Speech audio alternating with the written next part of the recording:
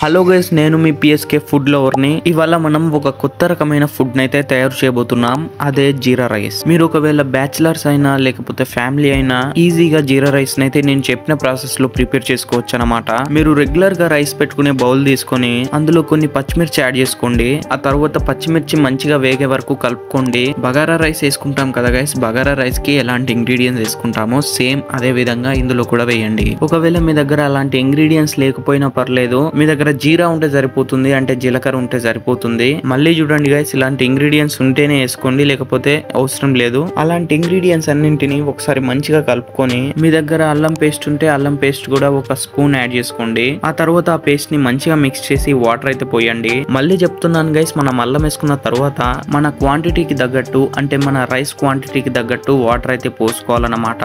ఆ తర్వాత ఆ వాటర్ ని కొంచెంసేపు బాయిల్ చేయండి. ఇక్కడ నుండి మనం రోజు రైస్ పెట్టుకునే విధంగా రైస్ అయితే వాటర్ లో యాడ్ చేసుకోవాలి. క్వాంటిటీ రైస్ యాడ్ చేశాక ఇలా అయితే మీకైతే రైస్ అయితే రెడీ అవుతుంది అనమాట. రైస్ మీద లుకింగ్ కోసం కొత్తిమీర వేసి ఇలా చూస్తే చాలా అందంగా కనిపిస్తుంది అనమాట. మళ్ళీ చెప్తున్నాను, మీరు వాటర్ కి సరిపడా రైస్ మాత్రమే తీసుకోవాలి. ఎక్కువ క్వాంటిటీ కానీ తక్కువ క్వాంటిటీ కానీ తీసుకోవద్దు. అప్పుడు మాత్రమే మనకు రైస్ అనేది విరిగిపోకుండా మంచిగా వస్తుంది. ఈ ప్రాసెస్ ని మీరు ఫాలో అవుతే మీకు జీరా రైస్ అనేది సింపుల్ గా అండ్ టేస్టీగా అయితే మీరు చేసుకోవచ్చు. అండ్ ఈ ప్రాసెస్ నచ్చినట్లయితే కింద కనబడుతున్న సబ్స్క్రైబ్ బటన్ ని క్లిక్ చేసి అండ్ పక్కనే ఉన్న బెల్ ఐకాన్ ని ఆన్ లో పెట్టుకోండి. ప్రతిరోజు ఒక కొత్త రెసిపీతో మీకు వీడియోస్ అయితే పెడుతూ ఉంటాం. ఆ వీడియోస్ ని మీరు మిస్ కాకుండా చూస్తారని భావిస్తూ signing off PSK food lover. Bye bye.